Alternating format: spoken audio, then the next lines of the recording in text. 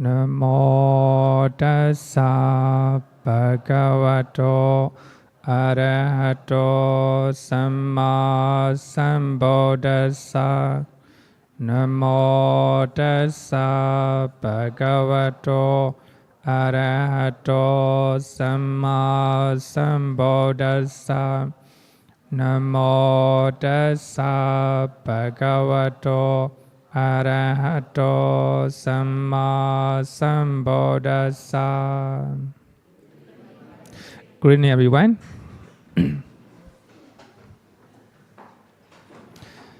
Previous week, we are talking about Four Noble Truths based on the first sermon, Dhammacakkappavattana Sutta. Satcavipanga Sutta from Majjhima Nikaya, Sutta number 141. So this Sutta further analyze the Four Noble Truths. So in that Sutta, the Buddha was staying in Varanasi, Isipatana, the place where he preached the first sermon.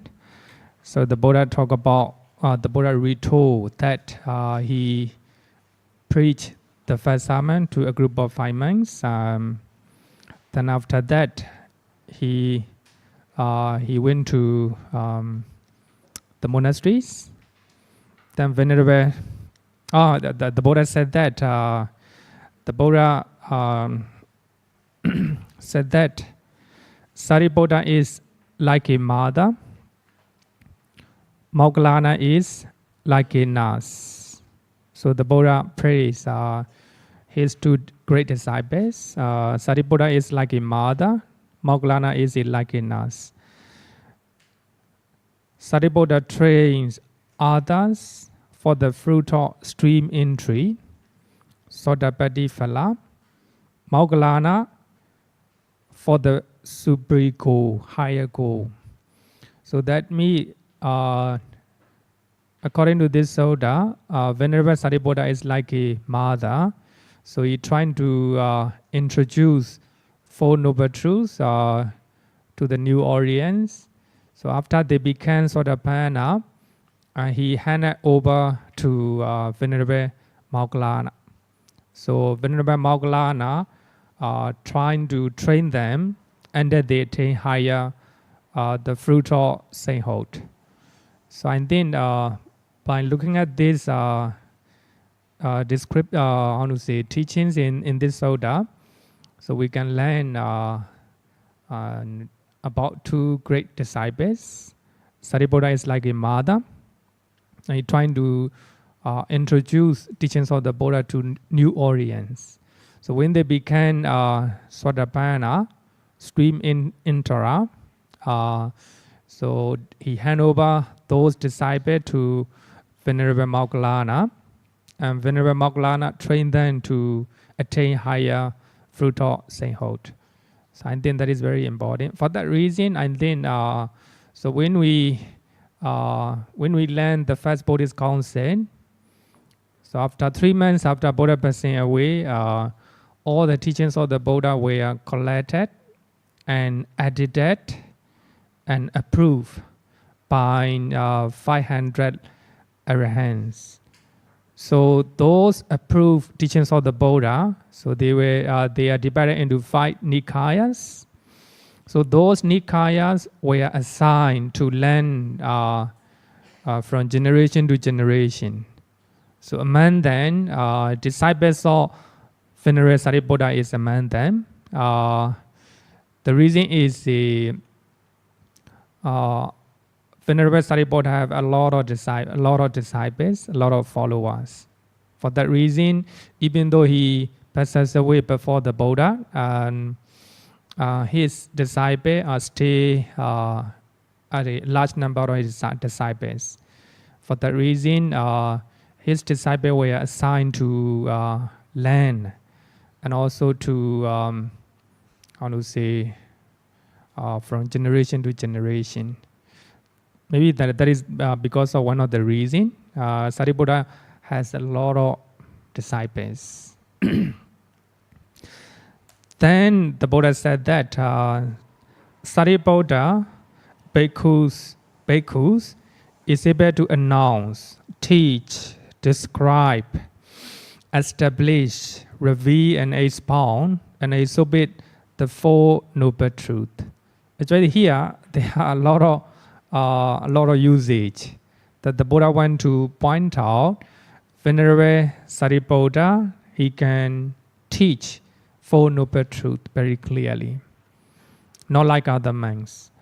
So in many places, the Buddha praised Venerable Sariputta, and he is able to teach and able to clarify Four Noble Truths to the audience. So this is one of the place. For that reason, after talking this, the Buddha went into the monasteries, and Venerable Sariputta trying to clarify and give the detailed explanation of Four Noble Truths. Last week we talked about suffering. So what are the suffering? We have learned in the Saccavibhanga Sutta.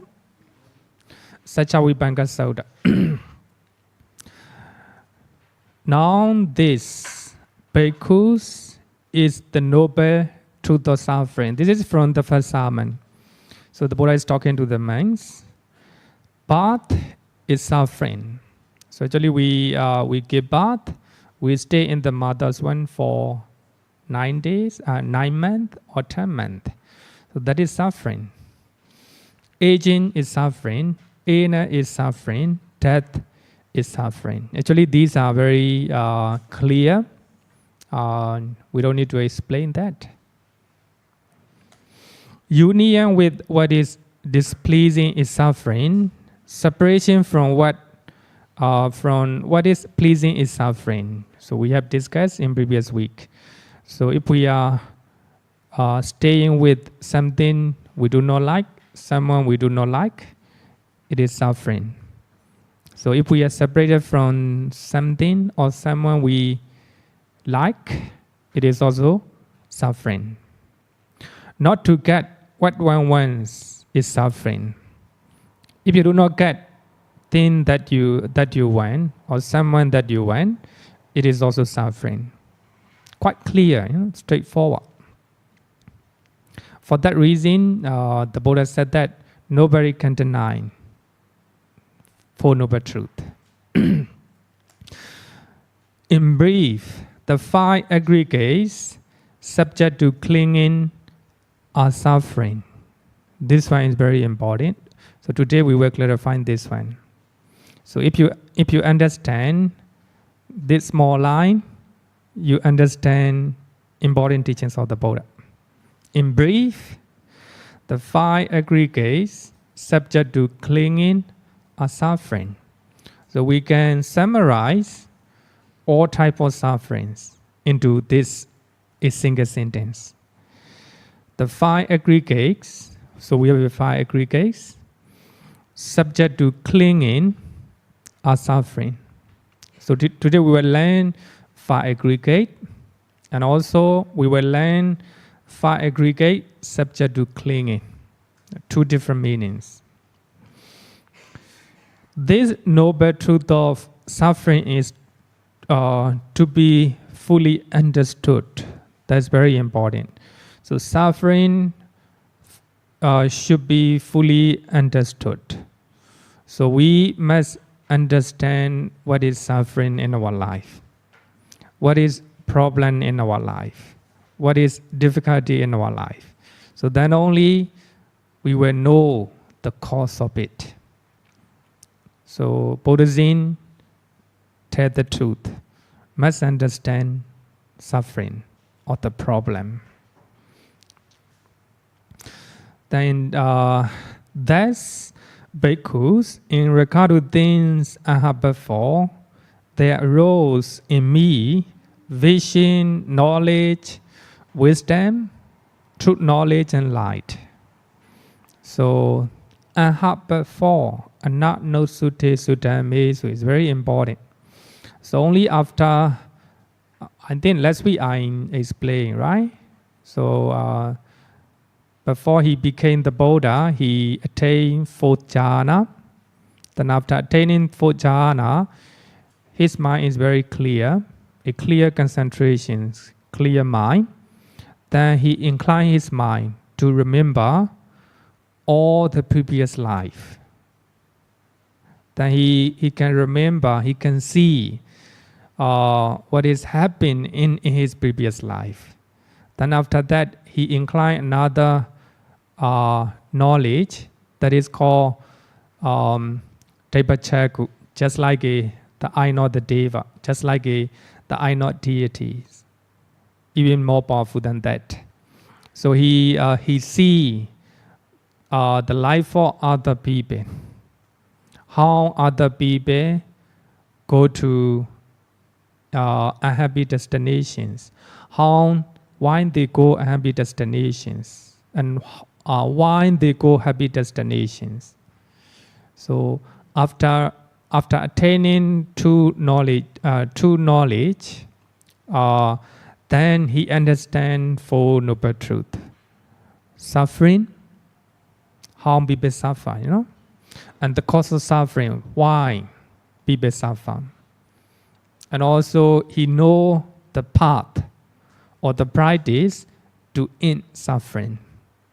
And also he knows cessation of suffering. So that is Four Noble Truths. Based on two knowledges, so the Buddha discover Four Noble Truths.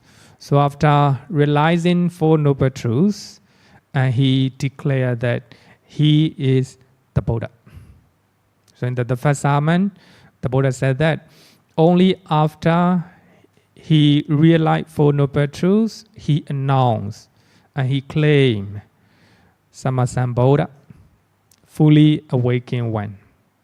So I think by looking at this one, so we can understand importance of Four Noble Truths. Very important. So we are trying to understand Four Noble Truths. So at the end of the class, I hope you'll be able to link or connect all the teachings of the Buddha. So we are learning different topics. So at the end of the class, I hope you'll be able to see overview or top-down view of teachings of the Buddha. Maybe in the halfway, you may confuse that why Bhante is teaching this one and that one. You may wonder why Bhante is teaching. But at the end of the class, you will understand why I teach. Our topic is meditation. But the Four Noble Truths are connected with the meditation. So today we will learn 5 aggregates. 5 aggregates, Sutta Nikaya, chapter 22, Sutta number 48. Khanda Sutta. Khanda Sutta. Actually, I have already seen this Sutta. I hope you can read. You can page number 886. Sutta Nikaya, page number 886.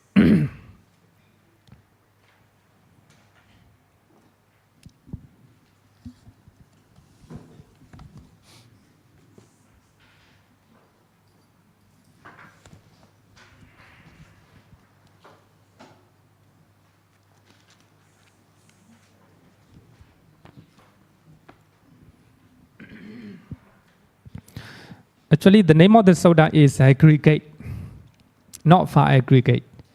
Aggregate, Khanda Sutta. Aggregate means the group. The group.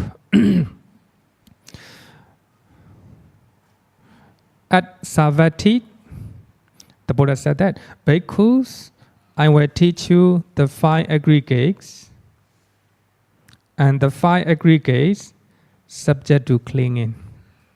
So I think by learning this very short sutta, so you will understand what are the 5 aggregates and what are the Fire aggregate, subject to clinging.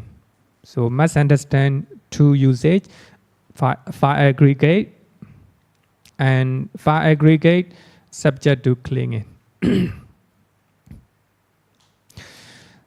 Then the Buddha said that whatever kind of form there is, whether past, future or present, internal or external, gross or subtle, inferior or superior, far or near, that is called the form aggregate, Tupakkana. But here, form, something you can see, something you can hear. These are called form. So those forms maybe have been in the past. So you may appear in your mind's eye, the appearance of your body, the body of other people, happened last year like this. Even yesterday, even just before you come to class like this. So these are the past, and also future. You visualize your appearance of others in the future, and also present, what is happening right now. Internal, inside your body, and external, outside. Gross, so here gross me, that can be easy to see and perceive. Here, subtle me, very difficult. So only through mindfulness and concentrations, you'll be able to see and perceive. Inferior or superior, whether superior, inferior, or far or near, that is called the form aggregate. So actually the form rupa, according to Abhidhamma, so we have 28 material phenomena. 28 material phenomena. So these are called form aggregate. They are called form aggregate. So in the Suttas, especially in the Dhammapara, so the Buddha distinguished between rupa and nama. So the rupa can be sarira, it is a tangible, but nama is intangible, cannot be touched, cannot be touched. So here the form, your body, and the body of other people, all the material phenomena. Sometimes we call it matters. Sometimes we use it materiality. So these are form. Whether they are past, future, and present, they are called form.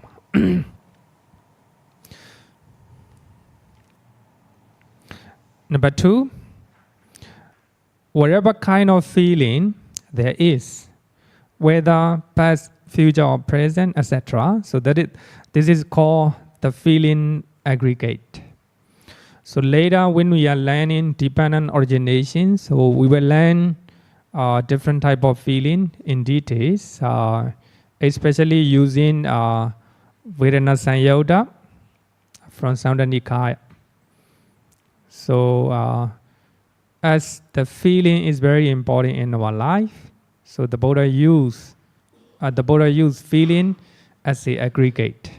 We must understand it. Even 4 foundations of mindfulness, feeling is one of them.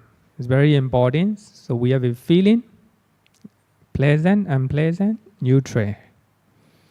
So whatever kind of feeling there is, that is called the feeling aggregate. It is feeling, according to Abhidhamma, it is feeling, mental factor, among 52 mental factors. So for those who have learned Abhidhamma, so we have 52 mental factors. So feeling aggregate is nothing but feeling mental factor. Number 3, whatever kind of perception there is, whether past, future, present, internal, external, gross, subtle, far and near, etc. So that is called the perception aggregate. The perception aggregate. Sankhara khanda. Sinya khanda. Perception. So any kind of perception is called perception aggregate. So perceptions are very important in our life. So we have a lot of perception regarding with a place. So we have a different type of perception regarding with the place, regarding with the person, regarding with your family members, etc. So perceptions are very important. It can be the source of our problem. So for that reason, important to know about the perception aggregate.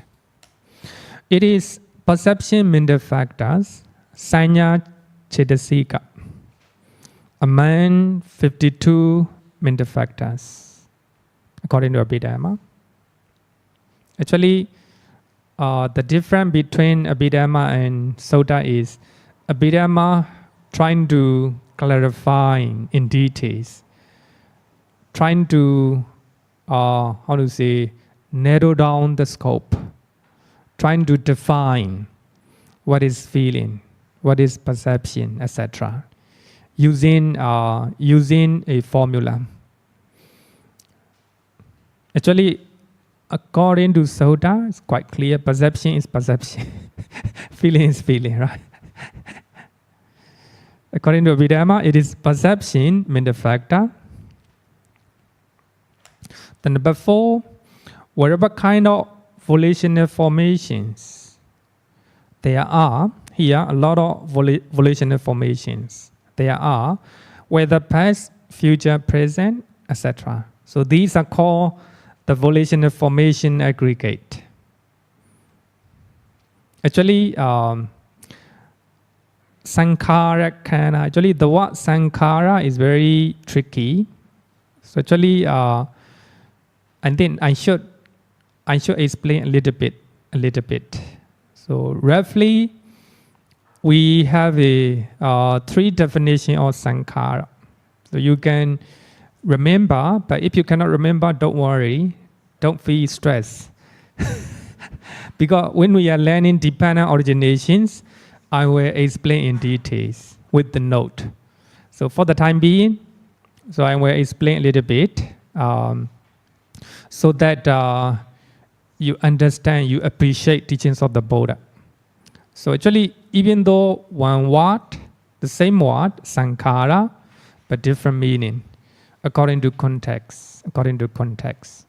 But here, sankhara, normally we translate volitional formations. Actually, I like the translation of Ajahn Sujado, and he used the word mental activities. I think it's very beautiful. I will tell you why. Apart from feeling and perception, the rest of the 50 mental factors headed by chetana or volition are called volitional formations. Among the 50 mental factors, volition or motivation is the leader. Because of volition, because of motivation, you come to class. Because of volition, because of motivation, you do unwholesome deeds.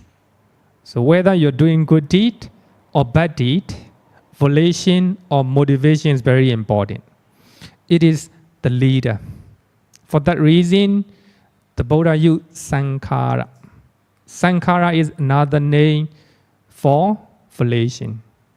So here, sankhara means mental activities. So you see something that is form or materiality. Then you perceive whether they are good or bad. Perception. Sorry, your feeling. So when you see pleasant one, you have a pleasant feeling. When you see unpleasant one, unpleasant feeling. Based on feeling, you perceive in your mind. You perceive something in your mind. That's called perception. Based on your perception, your mind is walking. Sometimes you are angry, sometimes you are jealousy, sometimes you are greedy, sometimes you are compassionate, sometimes you are generous. These are mental activities. So for that reason, I like the word translation of mental activities. So actually, the word sankhara means the name of another name of chetana, or volition, or motivation. Because of motivation, you are coming to class. Because of motivation, you will do something bad or you will do something good. So all your mental activities, things that you do with your mind, in your mind, that's called sankhara. But here, according to Abhidhamma, sankhara here means 50 mental factors. So as you all know that, we have a 52 mental factors. So then we have been taking feeling and perception. So that means apart from feeling and perception, the rest are called volitional formations. But here, volitional formation is the translation of the word volitional formations, also not bad. Not bad. The reason is after seeing, after hearing something, you have feeling. Based on feeling, you have perception. Based on perception, your volition will form. Your motivation will form to do good or bad. So that is the meaning of volitional formations. So actually, I prefer the word mental activities. Actually, mental activity is not literal translation. So actually, for that reason, I use with the with the bracket, mental activities. That after feeling, with a lot of perception. Based on perceptions, our mind is walking. Sometimes good, sometimes good, sometimes bad. All mental activities are called sankhara. So another one is the sabbe sankhara anicca. All conditioned things are impermanent. So actually this is very comprehensive. It can be rupa, it can be nama. Not only 50 mental factors. It can also be anything apart from nibbana. Because our body and outside and inside subject to impermanent. Our mind impermanent. Because a lot of conditions. For that reason, sabbe sankhara anicca. So that means all conditioned phenomena, all conditioned things. It can be physical, it can be mental. So they are impermanent. They are conditioned with a lot of causes. Just like a karma. Later I have added condition with the causes.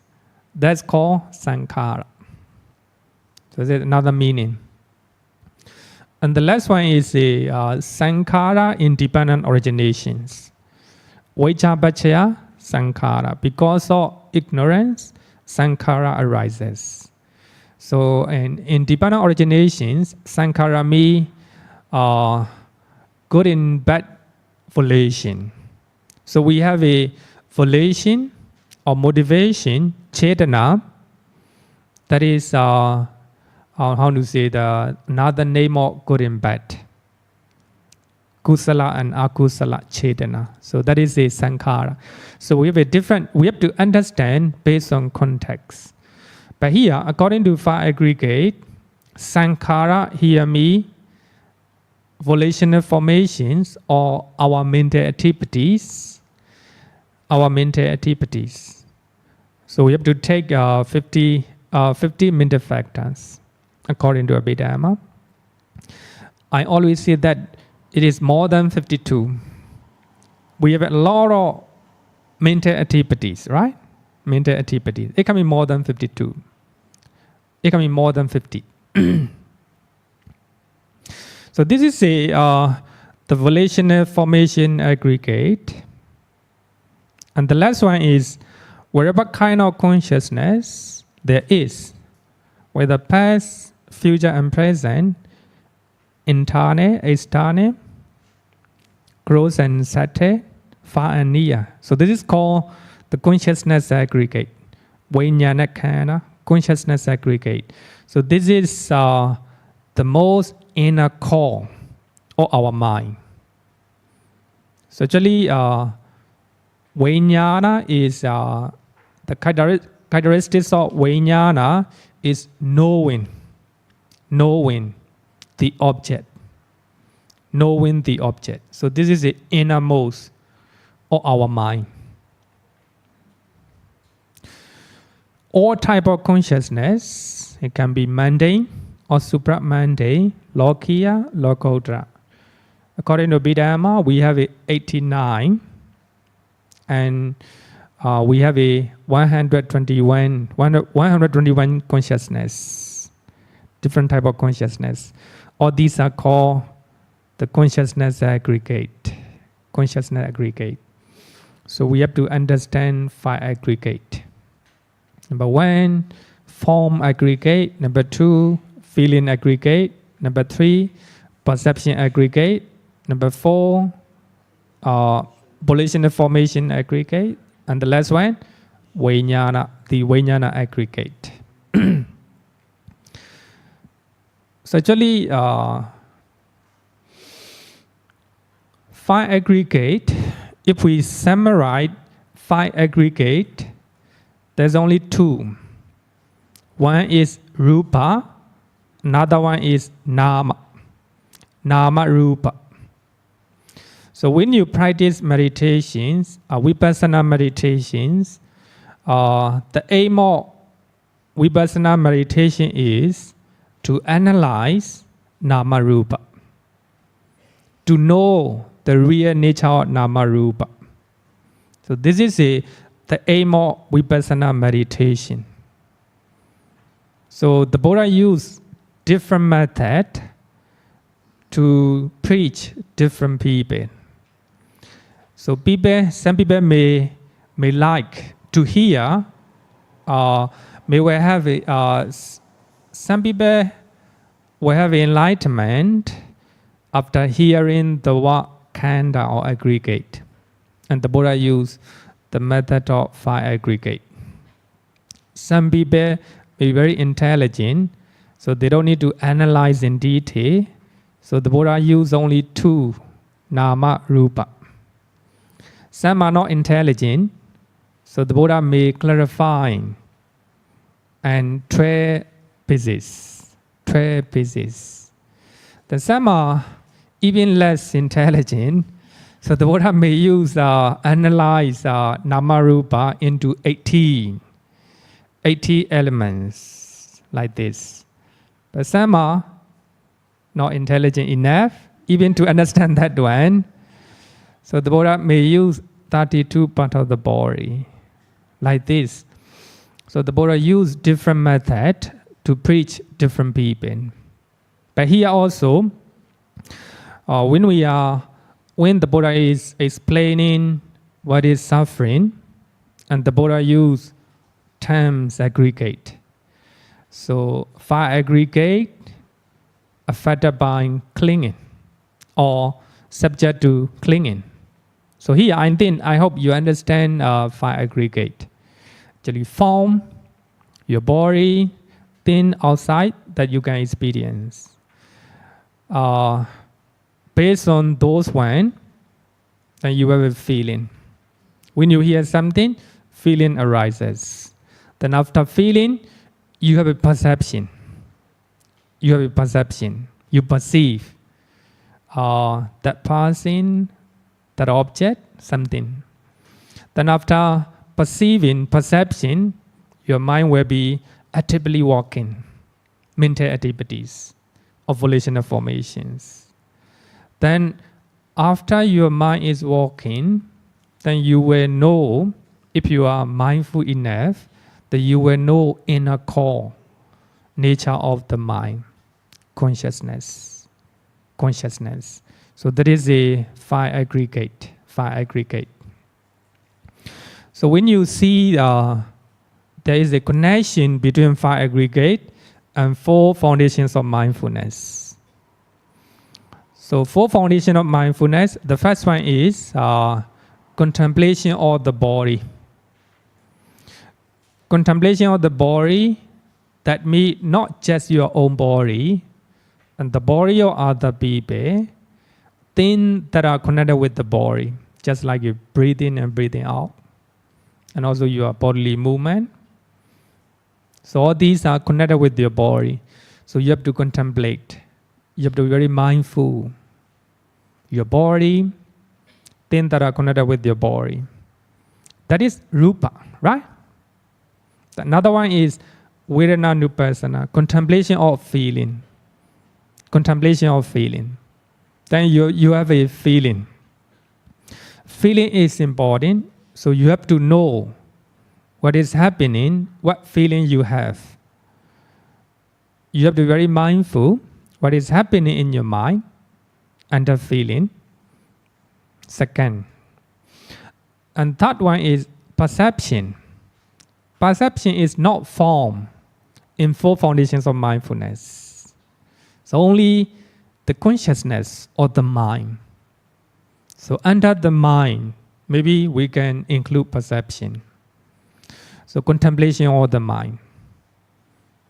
Then the last one is contemplation of how to say the Dhamma or phenomena. Phenomena here means when you contemplate the nature of mental or physical phenomena, then you will see how they arise and how they cease. So these are the phenomena. So that is a Dhammanupassana, contemplation of the Dhamma or phenomena or nature. So I think five aggregate and four foundations of mindfulness are linking each other. So I think all the teachings are linking each other. They are connected each other. So I think if we understand properly, so actually they are linking each other. So I think later you will understand that. But here, five aggregate. Any question? Is there any questions regarding with the five aggregate? You got my point? Okay, thank you. For those who want to know more about five aggregate, you can read Samyutta Nikaya, chapter 22. So we have a lot of sutta. I do not know the number of the suttas. So 22 chapter, the whole chapter is devoted to five aggregate. Anatta Lakkhana Sutta is from chapter 22. And also the third sermon, fire sermon, also from 22 chapter. Actually, a famous sermon are from 22 chapter because five aggregate are very important. You should understand it. Okay. Then let's go to let's study about five aggregates of clinging. And the Buddha said that in brief, five aggregates of clinging or suffering. Sankhetena panchuparanakkhanda dukkha. In brief, the five aggregates subject to clinging or suffering. So this is a translated by Bhikkhu Bodhi from Samdha Nikaya. 5 aggregates affected by clinging are suffering. Translated by Bhikkhu Jnana Moli, Majjhima Nikaya, Sutta number 141, Saccavibhanga Sutta. Affected by clinging. I just want to point out different translation so that you understand better. The 5 aggregates of attachment, clinging and attachments are the same. What the Buddha taught by Wabula Rahula, 5 aggregates of clinging. Actually, is by Usilananda. Usilananda talk about the first sermon, Dhammacakka Bodhana Sutta. So I think after reading these variations, I think you will understand the meaning of 5 aggregates of clinging. We have a 5 aggregate that we have learned. So those aggregates are subject to clinging or subject to attachment. We will have clinging or attachment to the form, our body, the body of other people, and our outside object. And we may have a clinging and attachment to our feeling, whether it's pleasant or unpleasant. We may have a attachment or clinging to our perception, to our mental activities, and to our consciousness. That is called 5 aggregates of clinging. Before we learn that, need to explain 4 types of clinging. According to Pali Canon, Upadana. 4 types of clinging or Upadana is one of the factors of dependent originations.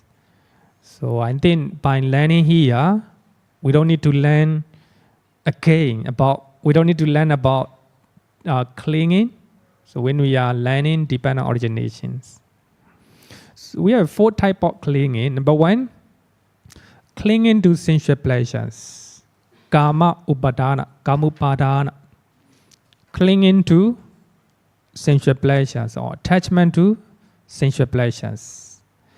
So our mind attached to sensual pleasures, quite clear. When you see something, attachment or clinging arises. When you hear something, attachment or clinging arises. If you are not mindful, if you are not aware, actually, that's very. And later, when we are learning dependent origination, you will understand better. Here, clinging to sensual pleasures, the Buddha and Arahant and non-returner, they also see sensual pleasures, but they are mindful all the time. They aware what is happening very clearly. For that reason, there is no clinging in their mind. There's no clinging in their mind. There's no attachment in their mind. The Buddha, Pacceka Buddha, Arahant, and non-returner, they don't have a clinging. Even though they see, even though they hear, even though they eat, they smell, they touch. No attachment, because they are very mindful.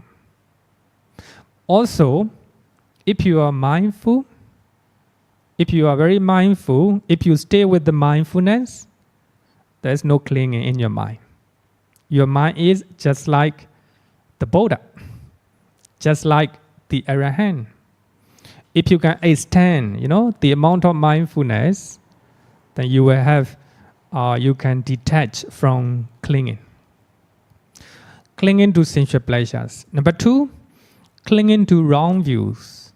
So we have a lot of wrong views, we cling to them. Clinging to wrong views. Detti upadana. Number 3, clinging to rights and rituals. Clinging to rights and rituals. Actually, that is very important. I always say that As long as you do not become Sotapanna, you still have this one, clinging to rice and rituals. Within New Year, Chinese New Year, you follow a lot of rice and rituals. Because you have this clinging. Because this clinging. It's not wrong because you are not Sotapanna. Yesterday in Myanmar, there is a important exam for the young children. So the parents, they go to pagodas and they offer, they give offering to the pagoda and they make a wish so that their children pass the exam. That is a type of rites and rituals, clinging to rites and rituals. Even though they pray hard to the Buddha, to the pagoda, if their children are not trying hard, they will not pass the exam. So that's karma. Is very important. We are Buddhists. We believe karma, but we are not following. We cling to rites and rituals. We make a wish. We pray to the Buddha. So the Buddha said that no prayer will not work. Prayer will not work. And one of the sutta in Samyutta Nikaya, and the Buddha said that you are staying, you are going to cross the stream or river. River. So you make a wish. May I be the other shore without crossing over. The Buddha said such a wish will not be fulfilled.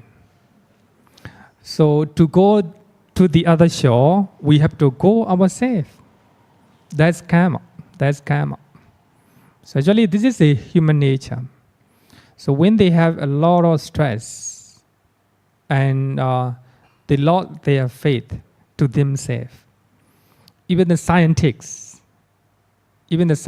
in the West, normally most of the scientists are atheists. They don't believe anything.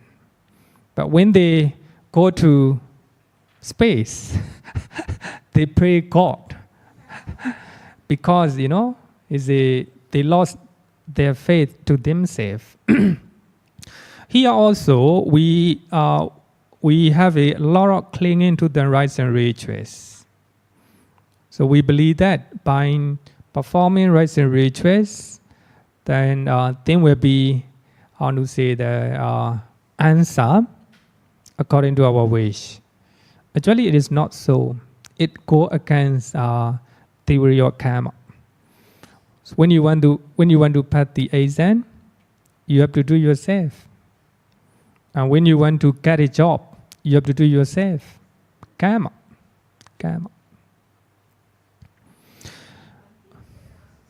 Okay, microphone, please.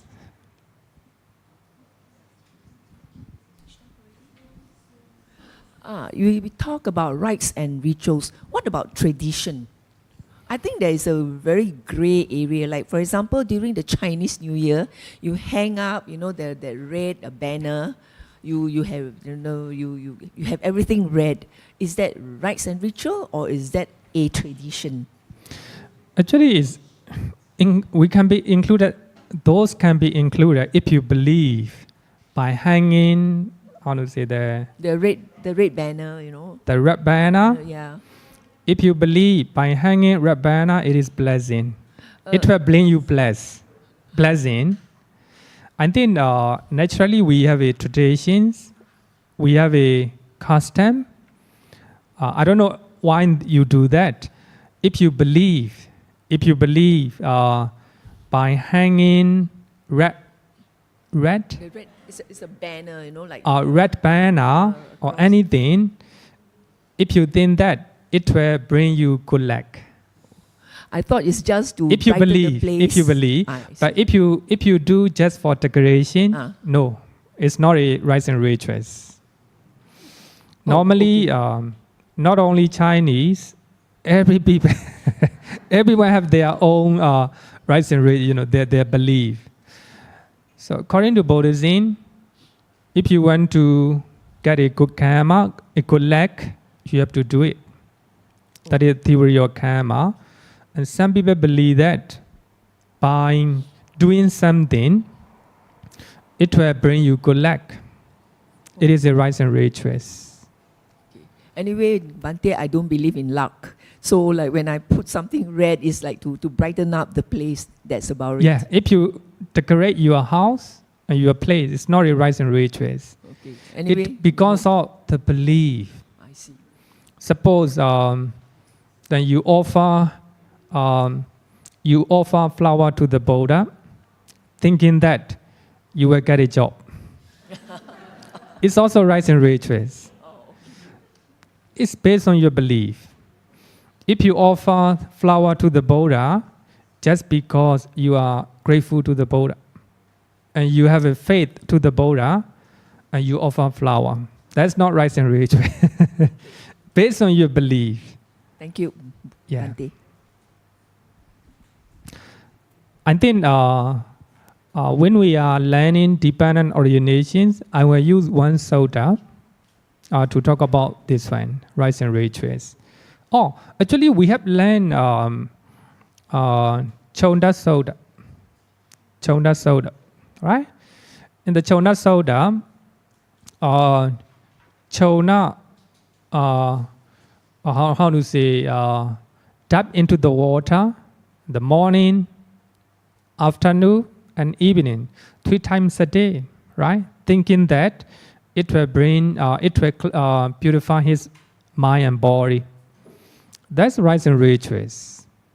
It's very beautiful. And Chona worship to the sun, thinking that he will get a good deed. Just worshiping to the sun or to the moon, it will not bring good luck. Only through your own action, according to Buddhism. Anything, actually, in Chona soda is the best one to learn about rice and right choice. So in that soda, Chona, early morning he get up and he touch the ground, thinking that it will bring good luck, or he will have a purification of the mind and body. Actually, these are rights and rituals. Anything, in the shop they keep some type of twine. What you call it? The charm, no? Charm. So they use some type of twine. So then that twine will bring a lot of good luck. So these all can be rights and rituals. Rights and rituals. It's very, how to say. So if you do not believe theory of karma, it can be rights and rituals. Then some people believe that if you take a trip, if you go a number of people with an odd number, it's not good luck. It's not lucky number like this, right? Even in the West, 13 number is unlucky number, considered as an unlucky number. But if you believe so, that's clinging to rights and rituals. Very, I think it can be anything. The practice, by following those practices, you believe that you have a good luck, or your evil action will be washed away like this. So these are, I think the best example is, so I think diving in the water. As a Hindu, they go they get up early in the morning, they dive into the river. So in this way, they believe that all their sins or bad deed that they accumulated or wash away. That is a clinging to rights and rituals. So we were a lot. Chinese, So when they offer to the monks and when they give unbound, they use red color. But when you go to the wake or funeral, you do not use red color wine, right? Sorry?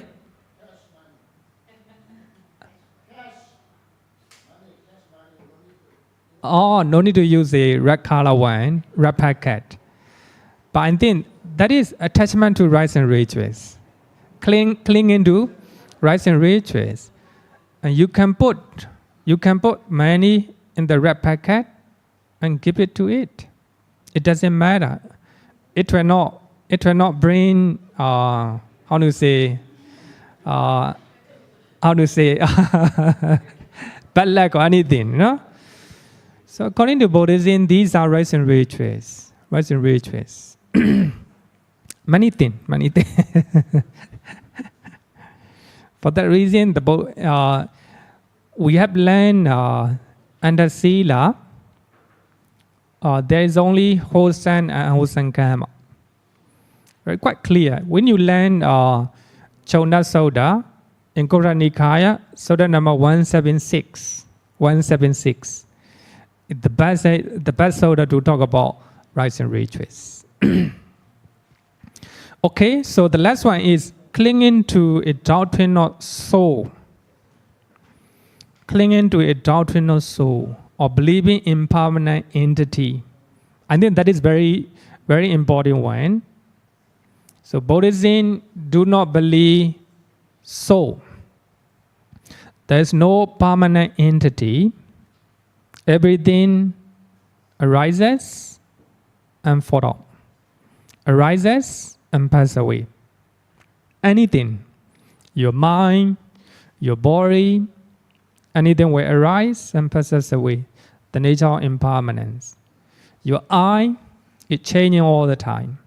Your ear, your nose, your tongue, your body, your mind, changing all the time. Impermanent.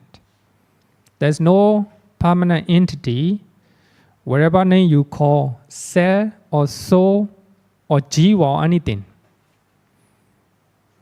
So normally people have attachment, a doctrinal soul. I have been asked many times by the family of the deceased person. So a person died at the hospital, and so the body were brought to Singapore casket, and the body was cremated. And they believe that the soul of their departed one need to go back home.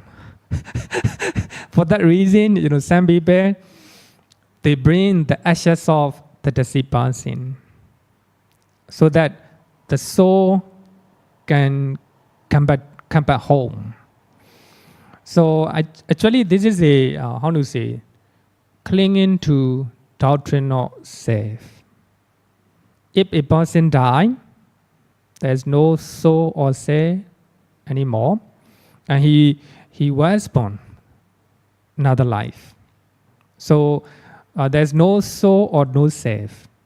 So people, even the Buddhists, they have a clinging or attachment to a soul, doctrinal soul. Normally, we believe that I exist. I exist. Actually, according to Buddhism, there's no I. There's no you. Just Namarupa. Just Namarupa. So actually, clinging to a doctrinal soul is so strong. Even the Buddhists, they believe so.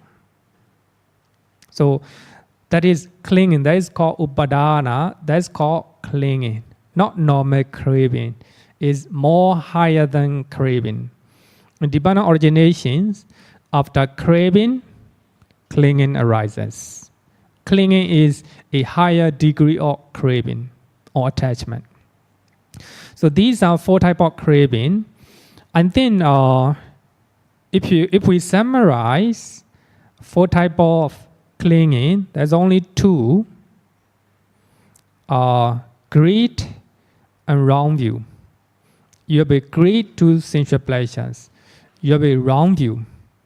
Only two, according to, if we summarize. So these are 4 types of clinging. So to understand 5 aggregates affected by clinging, you need to understand 4 clinging. You take it seriously. You take it firmly. That's clinging. When you see something, you take it very seriously. You cannot let go. When you hear, you take it, you grab it. You cannot let go. When you eat something, cannot let go. So that is a clinging. That's clinging. 5 aggregates of clinging.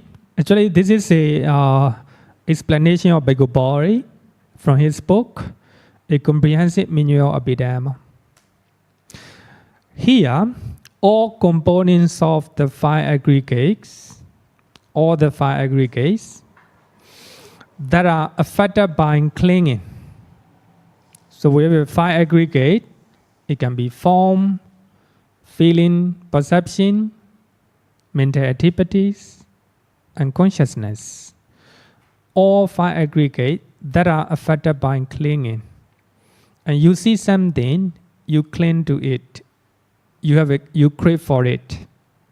That is aggregate of clinging. Even you see something, even you hear something, there's no clinging. There's no clinging. We cannot call it aggregate or clinging. We call it just aggregate. Suppose you hear a song. Songs is a form, material phenomena. When you cling for it, when you have attachment to that song, so that means, the aggregate affected by clinging. So that aggregate is affected by clinging.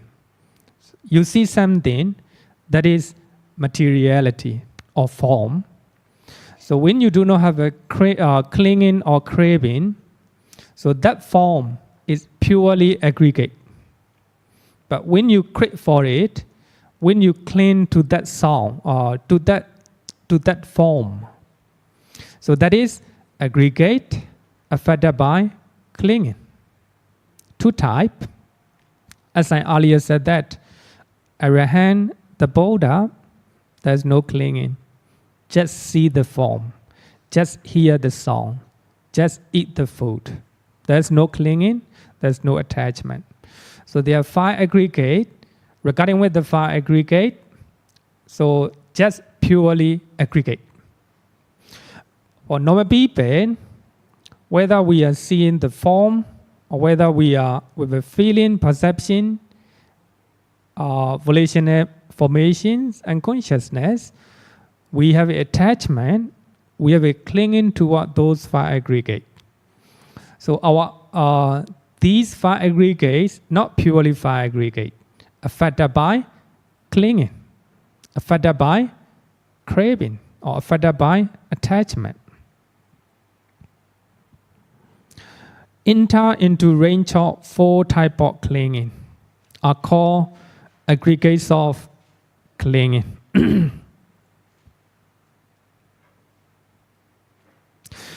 This includes the entire aggregate of materiality or matters, and 4 mental aggregates of mundane plane.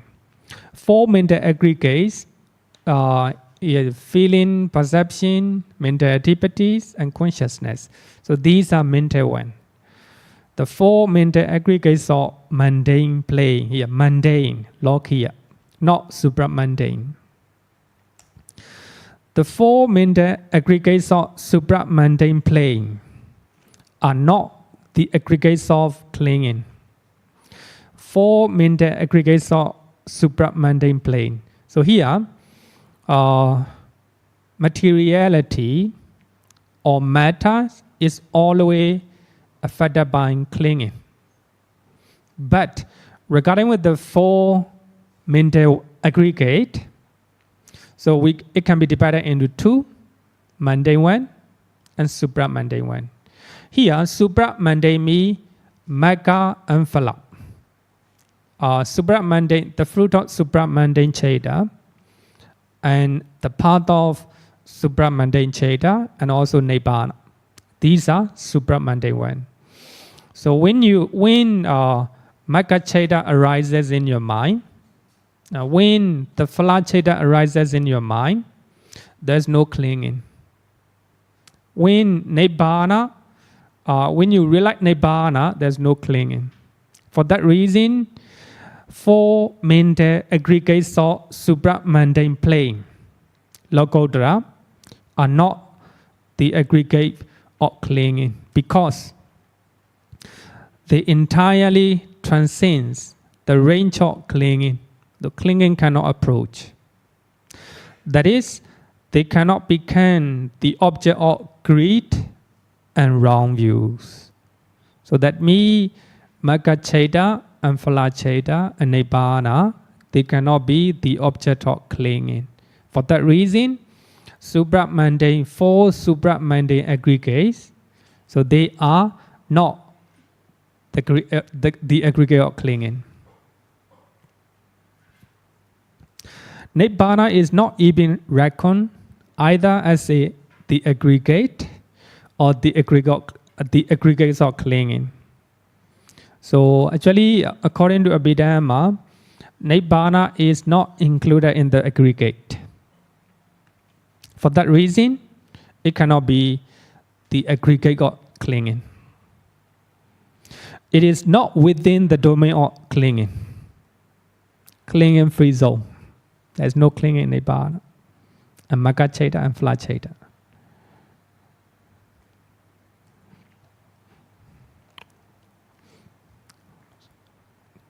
Then let's read the Sutta, Sutta number 22, chapter 22, Sutta number 48. The same Sutta, the same Sutta from Samdha Nikaya. 5 aggregates of clinging. Whatever kind of form, rupa, there is, whether past, future, present, internal or external, gross or subtle, inferior or superior, far or near, that is tainted, sāsava, that can be clung to, upadaniya, is a two word, very important, that can be tainted, that can be clung to, upadaniya. This is called the form aggregate subject to clinging. Subject to clinging. So the key terms to distinguish between aggregate and aggregator clinging are, that is tainted or with the taints, or that can be clung to or subject to clinging. We have a 5 aggregate. If you taint those 5 aggregate, that can be called 5 aggregate subject to clinging. There's a 5 aggregate. If you cling to those 5 aggregate, they become 5 aggregate subject to clinging. There's a 5 aggregate. If you do not have clinging or attachment, we cannot call 5 aggregate subject to clinging. Confusing? Got it, right? I hope. So here, with the taint, sāsava, normally, suppose you see a person. You see a person. That is, that person is form aggregate. Regarding with that person, you don't have taints or you don't have a clinging. That is just form aggregate. By seeing that person, you cling to that person or you have an attachment to that person, that means that person is form aggregate subject to clinging. Two different things. It because with the taints, with the clinging, it became aggregate or clinging. Pure aggregate, if you miss with the clinging or attachment, it became aggregate or clinging. Regarding with the taints, we have three types of taints. The taints of sensual desire. The taints of sensual desire. Then you see a person, you have a sensual desire. That is taints. Your mind is tainted. Your mind is painted with the sensual desire. If your mind is tainted, if your mind is painted with the clinging, that aggregate became the aggregate of clinging. If your mind is not tainted with the clinging, then just purely aggregate. The taints of existence. We have a lot of taints in our mind. We want to be, we went to Westbourne, some places. That's called existence. So later, regarding with the existence, I will go in detail. So when we are learning dependent originations. The taints of ignorance. Ignorant means you do not know their true nature. So these are, that means actually whether you're talking about taints or whether you are talking about clinging, they are the same. They are the same. So that means by hearing a sound, sounds is a form aggregate. If you do not have an attachment or clinging to that sound, that means purely aggregate, pure aggregate. But if you cling to that sound, that means affected by clinging. The sound is affected by clinging. It became aggregate or clinging. We have to know two, right? But if you just see and if you just hear purely aggregate, that's not suffering. But if that aggregate is affected by clinging, it becomes suffering. Clinging is the origin of suffering. For that reason, the Buddha said that five, in brief, five aggregate subject to clinging are suffering. You see something, you hear something. If your mind is not affected by clinging, no suffering in your mind. If you cannot let go, if you just grasp something you see, something you hear, something you eat, you grasp it. You cannot help to eat the food. You cannot let go of the taste.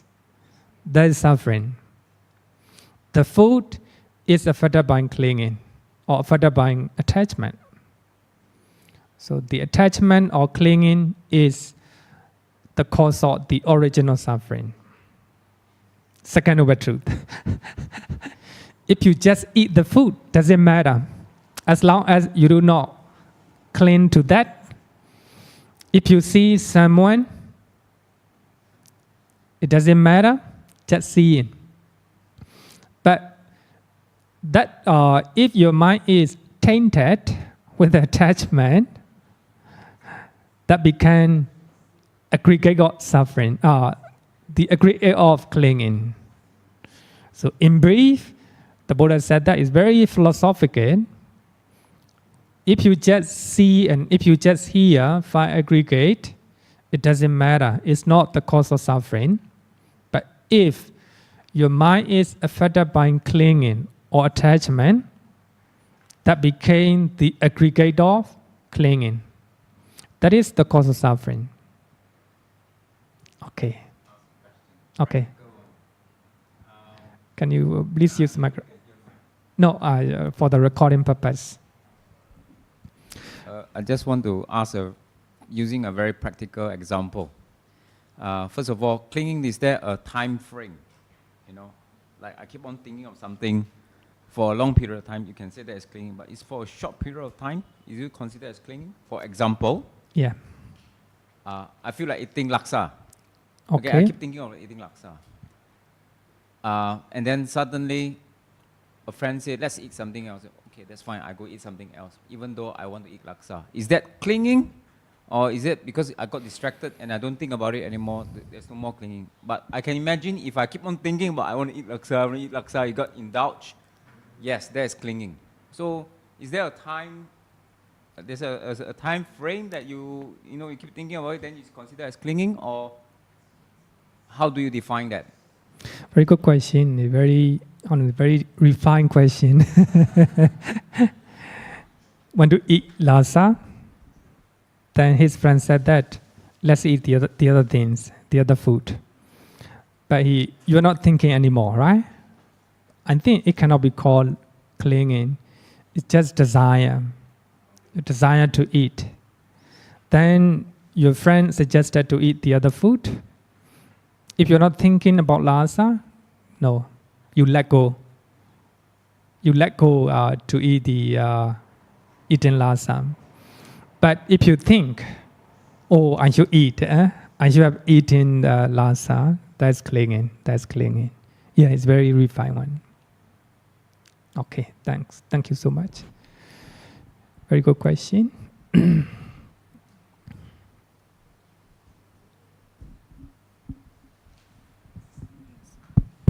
Bhante, as a follow-up to his question, how do we define clinging? Sorry? As a follow-up to his question, how do we define clinging, right? The principle behind it, right? Because he gave an example. By the end of the day, we want to know what is the principle. I think that's more useful. So can we say that it is clinging when you cause harm to yourself and to other people? Yeah. Suppose actually he went to eat laksa, but his friend suggested to eat the other food. But even though he is eating that food, he still long for laksa in his mind. He cling to his mind. So if he thinking about laksa that time, suffering in his mind, suffering will arise. For that reason, clinging. The clinging is the origin of suffering. Actually, the clinging will harm himself. But later, he will complain to his friends. Why you are encouraging me to eat this food? I want to eat laksa. Even he may harm his friends. So that is a clinging toward the laksa. Actually, according to Buddhism, for that reason, the food is very important. It is a important part in our life. For that reason, the Buddha analyzed importance of eating, the importance of food, ahara. Actually, when we are learning right view, samadhi, then we'll touch on that. We have 4 type of ahara, food, 4 type of food. Physical food is one of them. Then maybe I will actually don't forget that we are learning advanced teaching. Normally, when we are eating good food, we enjoy it. We like it so much. That is craving and clinging. Normally, as what the Buddha suggested is, we have to. He gave a simile, very beautiful simile. The mother, a young infant, young baby, are walking in a long distance in the desert. In the desert. It's so thirsty and so hungry. The sun is very hot, no trees, no water, no food. So the mother is so hungry that she eat her own baby flesh. So that means when the mother is eating the flesh of her own son, she will not be happy, right? Out of necessity, she eat it. So the Buddha said that when we are eating the food, we have to practice in such a way. We are eating the food because it is necessary to sustain our body. That's all. There's no clinging, no attachment. So what the Buddha said is so, so advanced that normal people very difficult to follow. So we are learning advanced teachings. So when we are eating the food, we have to be very mindful, just aware that you are eating. That's all. No follower clinging. So just eating. I have another question. Arahants do not have craving and do not have clinging. Sorry, Arahant do not have? Arahants, Yeah. Arahants, they don't have crave. The camera is on me. Okay, Arahants do not have craving, Yeah, and as a result, they don't have clinging. yeah. Okay, can Arahants have preference? For example, this Arahant, he prefers to drink coffee to tea. I think that's okay, right? Because it's just, yeah? I ask this because I notice some monks, they prefer Yeah, a yeah, certain yeah. type of food over another food. Yeah, yeah. Yeah.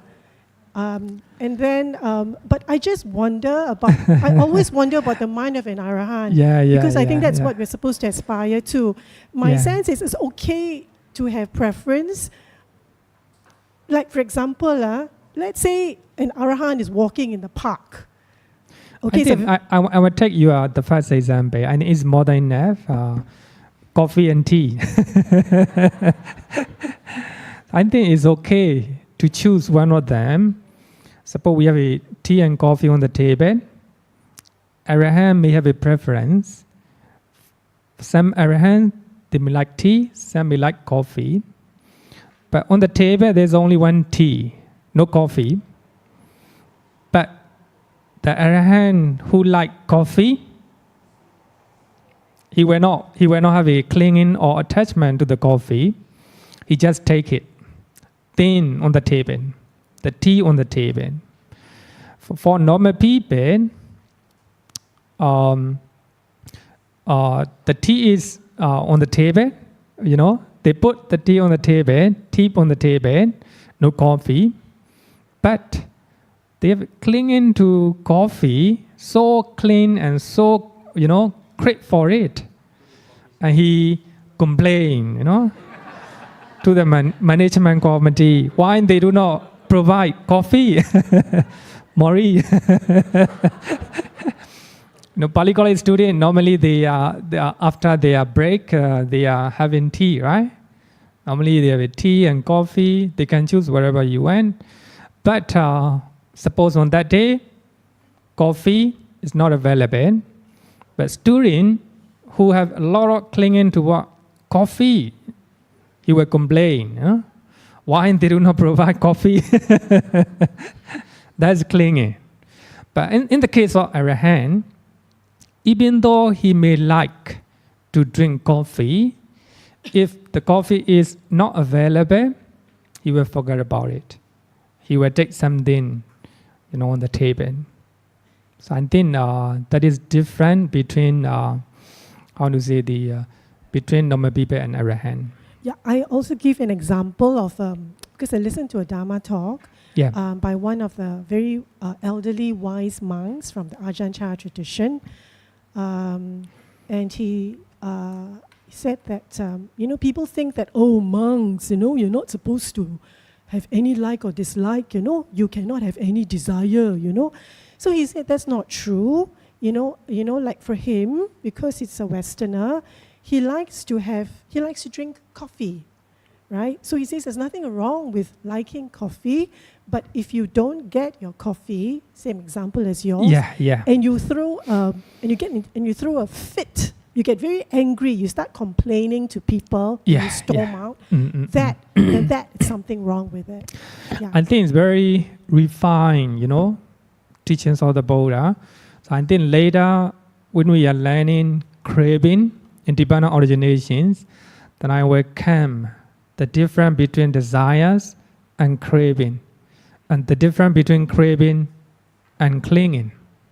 So I think for the time being, just take it, the clinging me, attachment. Is Buddhist teaching is so subtle. If we do not understand how to say that, the difference between love, normal love, and metta, pure love, is it can be how to say mistaken. It will lead to misunderstanding. Here also, desires and craving different. So later I will explain to that.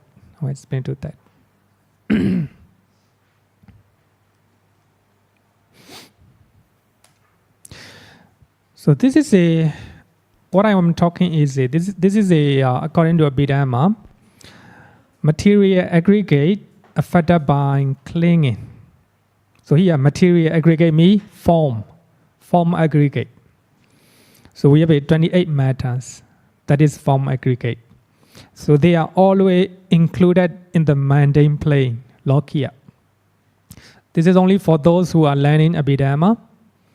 For those who didn't learn Abhidhamma, don't worry, leave it. Then feeling aggregate affected by clinging. So we have a feeling mental factor among the 52 mental factors, Chaitasika. So it can be divided into mundane and supramundane. Mundane feeling is affected by clinging. Supramundane one not affected by clinging. Perception of the same thing, it can be mundane and supramundane. Mundane one affected by clinging. Supramundane one not affected by clinging. Volitional formation, the same thing.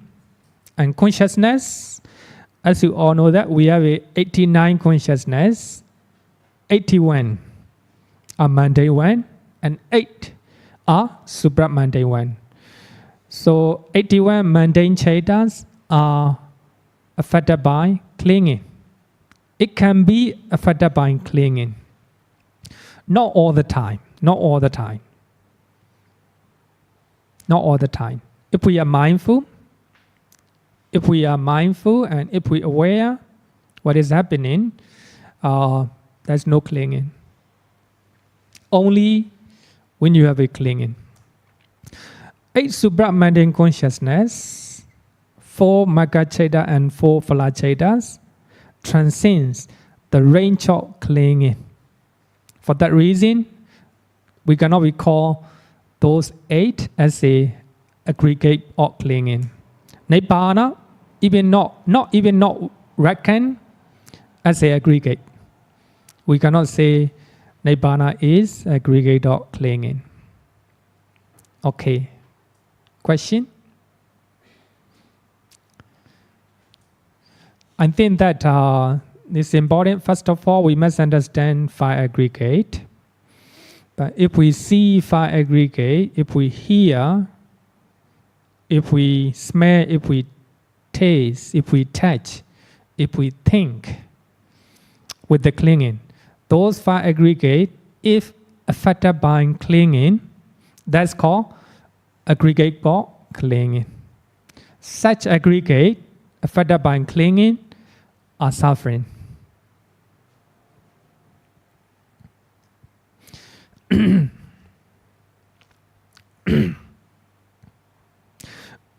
Okay, so now let's go to 3 types of suffering. 3 types of suffering. Now we are going to summarize all type of sufferings into three. Number one, Dukkha Sutta from Samyutta Nikaya, chapter 45, Sutta number 165. 45, chapter 45, and Sutta number 165, and Dukkha Sutta, Samyutta Nikaya, chapter 38, Sutta number 40, Sanghiti Sutta, Digha Nikaya 33, mention three types of suffering. The first Sutta is taught by the Buddha, and second two, another two are taught by Venerable Sariputta. Visuddhimagga give a detailed explanation of three types of suffering. For those who want to know in details, you can go to Visuddhimagga, chapter 16, paragraph number 34 and 35. But I think we should go to the original Sutta taught by the Buddha, Dukkha Sutta. In that Sutta, the Buddha said that bhikkhus, there are three kinds of suffering. What three? Number one, suffering due to pain, dukkha. Number three, suffering due to formations. Here also formation, sankhara. Suffering due to formations. Number three, suffering due to change, viparinama. Three types of sufferings. But I think that if you understand these three types of suffering, I think it covers everything. Suffering due to pain, suffering due to formation, suffering due to change. Three types of suffering. So these are three kinds of suffering. The Noble Eightfold Path is to be developed for direct knowledge of the three kinds of suffering. If you want to know three kinds of sufferings, you have to develop the Noble Eightfold Path. For the full understanding of them, to understand fully. For other distractions, if you want to destroy, if you want to stop all the suffering, you have to develop the Noble Eightfold Path. For their abandoning, if you want to abandon all the suffering, all the problem in your life, practice the Noble Eightfold Path. I think that is very important, very beautiful sutta. The Buddha analyzed different types of suffering into three. It covers everything. It's comprehensive. Then to abandon or to stop those suffering, we have to practice the Noble Eightfold Path. The Noble Eightfold Path will be studied in detail after that. Number one, suffering or pain. Actually, I changed a little bit. Suffering due to pain. All kinds of. Actually, this is based on Visuddhimagga. So this is a further explanation of Visuddhimagga. So the Buddha didn't give in details. Just the Buddha knew that. So all the monks will understand by mentioning three types of suffering. But Visuddhimagga gave in details. Suffering or pain. So that means all kinds of bodily and mental painful feeling, dukkha vedana, are called suffering or pain. So we have a bodily pain, a mental pain in our mind. These are called suffering or pain because they are naturally unpleasant and painful. Bodily suffering, unpleasant, and mental suffering, unpleasant. Naturally, they are unpleasant. For that reason, they are called suffering or pain. Suffering due to pain. Bhikkhu Nyanamoli, he translated intrinsic suffering or natural suffering. I think it's quite clear for everyone. Bodily suffering, if the aircon is stop working, very hot, bodily pain, right? The weather is very hot, and many people complain, the weather is getting hotter and hotter. It's a physical pain. And we have a mental pain in our mind. Angry, greedy, jealousy, all these are mental pain. Because they are naturally unpleasant. Suffering or pain. Actually, in the first Noble Truths, we have learned that death, birth, aging, and illness, and death, these are suffering. And also association with something or someone you don't like, suffering. These are natural suffering. For those who want to know in details, Visuddhimagga, chapter 60, para number 35. For those who want to know further detail, you can go to Majjhima Nikaya, Sutta number 30 and 14, 13 and 14. Dukkhakkhandha Sutta, the aggregate of suffering. Second one is suffering or change. Vibrinama dukkha, suffering or change. Then Bhikkhu Nyanamoli translate as is suffering in change. Bodily and mental pleasant feeling are called suffering or change. Even the pleasant feeling is called suffering because they are the cause or the origin for the arising of pain when they change. Sometimes we're very happy, so we don't want to. We want to prolong that pleasant feeling, but every feeling is subject to impermanent. It will be over. Suffering in change. Even the pleasant feeling is the cause to arise painful feeling. So you are very happy during the festivals. So festival will end soon. So when the festival is end, you are suffer.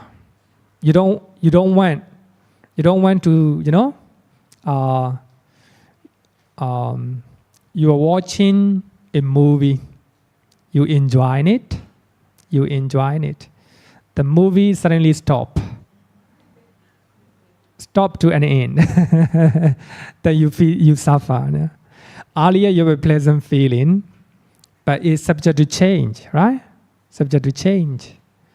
Then when the pleasant feelings change, it's the cause or the original suffering. For that reason, pleasant feeling also considered as a suffering.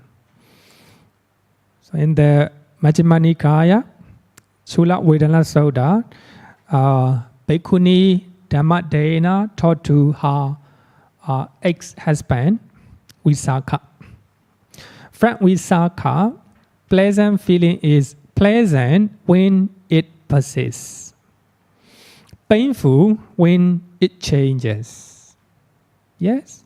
Sometimes we have a pleasant feeling. When it persists, it's pleasant. When it is over, unpleasant. So even the pleasant feeling is the cause of suffering because of its changes. For that reason, the Buddha said that wherever is fat is included in the suffering. Any feeling is considered as a suffering. That has been stated by me with the reference to the impermanence of formations. Here, formation sankhara, every sankhara, everything is impermanent. Because they are subject to causes. Because of causes, they are subject to change. They are impermanent. So you may have a pleasant, unpleasant, neutral feeling. Any type of feeling is suffering. So I think that it is important to understand this one. A happy feeling, a happy condition is not permanent. And you go to holiday, you take 1 week leave from your office, and you go to a holiday trip. You enjoy on the beach. You're very happy. Then after 1 week, you come back. You go to office. Terrible. It's terrible. So your happiness on the beach and the beach is the cause, the origin of suffering. Yeah? Even the pleasant feeling considered as suffering according to Abhidhamma. But the Buddha said that any type of feeling is considered suffering. Here, even the pleasant feeling. A happy feeling, a happy condition is not permanent, not everlasting. It changes sooner or later. When it is changed, it produces suffering, pain, and happiness. Arahant, he has a 1 week leave. He go to holiday trip, not holiday trip, Dhammato, right? He go to Dhammato, not holiday trip. Then after come back, no suffering at all. No? The reason is he doesn't have a clinging. No? Clinging. Everything depends on our mind. Depends on our mind.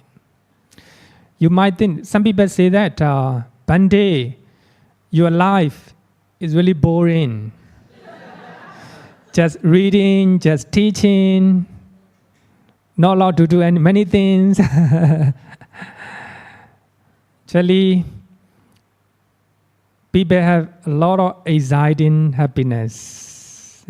Exciting happiness. Those exciting happiness are subject to change.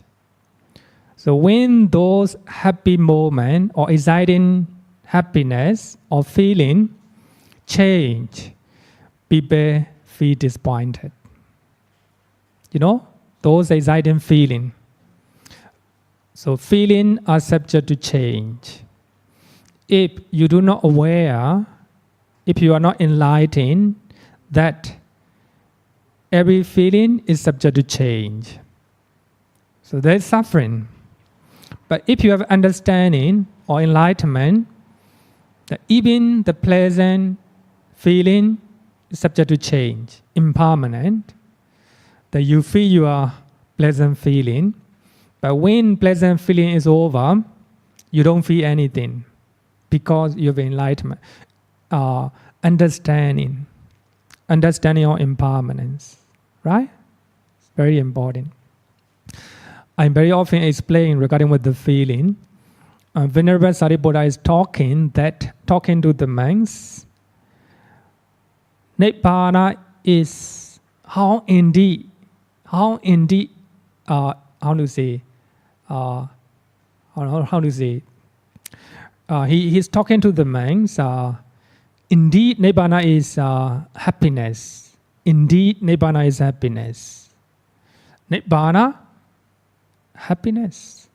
So then one of the monks called Udai, and he taught to Venerable Sariputta, Bhante, you always say that Nibbana does not have a feeling.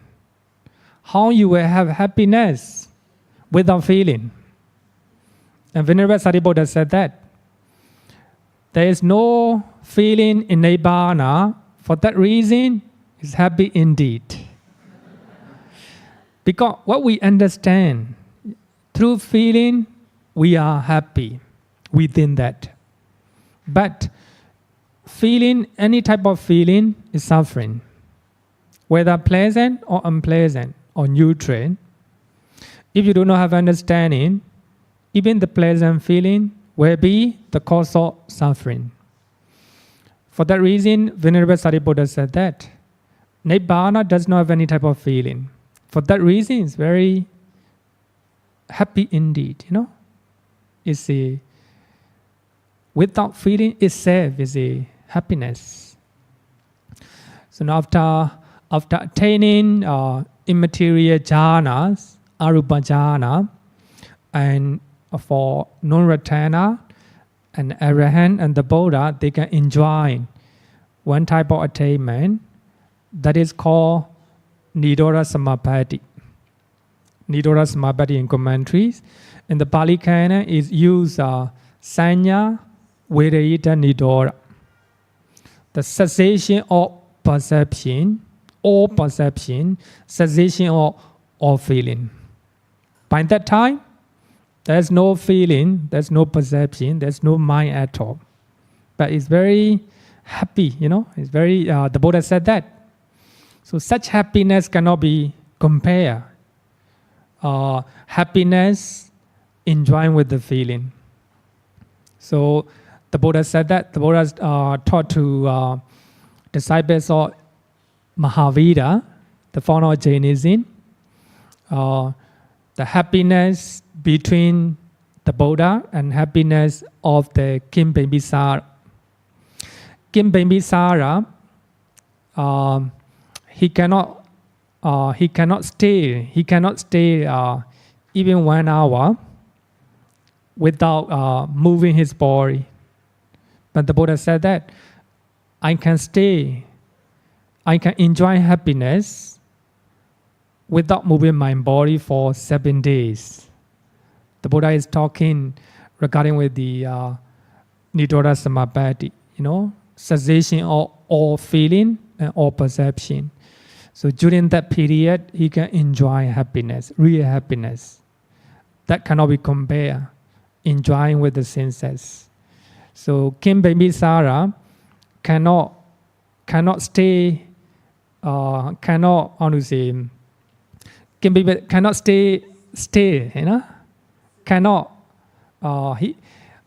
he cannot stay 1 hour without moving anything, without moving.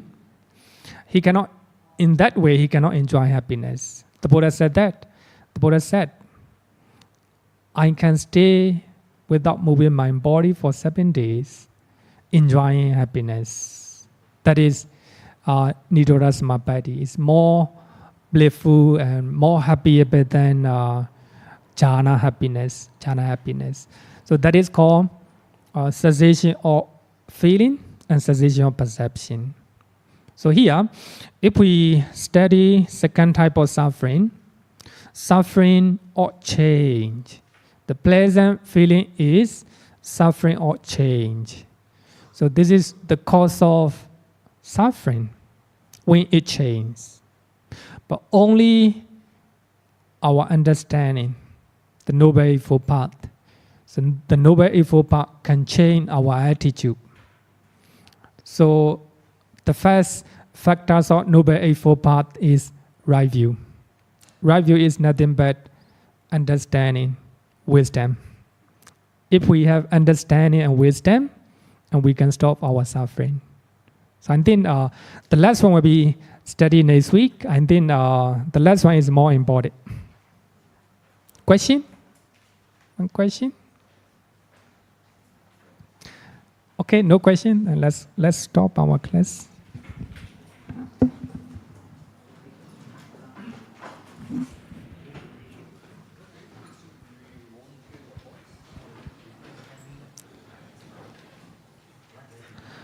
Yo varatam bhavaro manu jesu sakyamuni